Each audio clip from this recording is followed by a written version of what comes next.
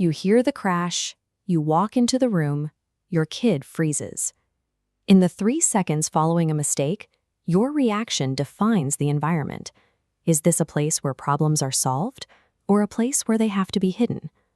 The traditional response to this moment is an immediate escalation. We've been conditioned to believe that a severe, painful consequence is the only way to ensure the child internalizes a moral lesson and stays in line. This is the authoritarian style, a framework identified by psychologist Diana Baumrind in the 1960s. It relies on a hierarchy of strict rules, where the primary motivator for a child's behavior is the fear of what happens if they fail to comply. But the model contains a paradox. When a child is faced with a looming threat, their brain focuses entirely on the threat itself. The moral lesson is lost because the child is too busy trying to survive the parent's anger. Punishment doesn't actually model better behavior. It creates a dynamic of emotional distance. In this environment, children learn that their most important task isn't to be good, but to be safe. That drive for safety often manifests as a new cognitive skill. Between ages 2 and 4, children discover that their minds are separate from yours. Telling a first successful lie is actually an intellectual milestone. It's proof they are beginning to think independently. By age 6, this becomes more sophisticated. In studies where kids were told not to peek at a toy, researchers found that older children who peeked didn't just lie about it. They consciously managed their facial expressions to appear innocent, specifically because they understood what the researcher expected to see. In a healthy environment, this is just a phase of boundary testing.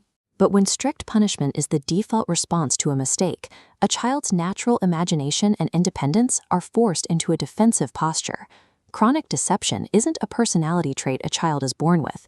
It is a survival tactic, sparked when fear makes the truth feel like a liability. When a child is confronted by a towering, angry authority figure, their brain triggers an immediate fight, flight, or freeze response. The resulting flood of adrenaline effectively shuts down the reasoning and cooperative centers of the brain. You may be trying to teach them a lesson, but in that biological state, their brain is physically incapable of processing it. Data shows a direct correlation between the frequency of harsh punishment and the sophistication of a child's deception. This liar's curve means under constant threat, children don't lie less. They learn to lie better and earlier to avoid being caught.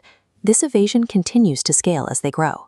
By the time they hit their teens, the habit of hiding mistakes shifts from trivial household rules to much more dangerous territory, like substance use and risk-taking.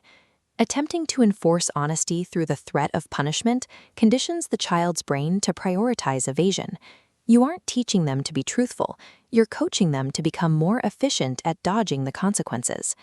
The long-term effects of this environment have been mapped through institutional research.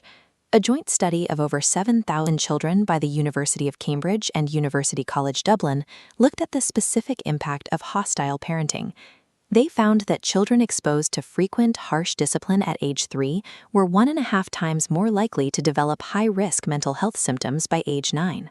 Symptoms generally split into 2 categories: internalizing behaviors like anxiety and withdrawal, or externalizing behaviors like impulsive aggression and rebellion against authority. Hostile parenting isn't just an ineffective way to handle misbehavior, it is a scientifically documented risk factor that erodes a child's psychological resilience. To break this cycle, we have to look at the parent's psychology. An authoritarian, fear-inducing reaction usually isn't about the child. It's about the parent's own unmanaged anxiety or fear of social judgment. The first step in any effective disciplinary moment is emotional self-regulation. Before you can guide your child, you have to recognize your own triggers and bring yourself back to a place of calm. This is the principle of emotional modeling. A child who is currently dysregulated cannot learn to be calm if the adult in front of them is also out of control. A child's ability to take accountability for a mistake is directly limited by their parent's ability to manage their own fear in that moment. Effective discipline requires a specific order of operations. Connection must come before correction. This means establishing physical and emotional safety first, lowering yourself to eye level and acknowledging the child's perspective before addressing the behavior. Instead of symbolic abandonment, like a timeout, you focus on repair. If they spill something, you don't assign shame. Instead, you give them the tools to clean it up. Collaborating with a child to fix a mistake turns a moment of crisis into a lesson in problem solving. Over time, these small acts of repair create a dynamic where the truth is no longer a liability. Early childhood pioneer Erik Erikson viewed this as a long-haul effort.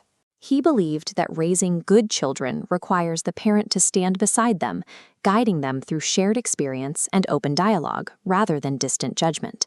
Prioritizing connection over fear ensures that when your child eventually faces real-world failures or dangers, their first instinct will be to run toward you.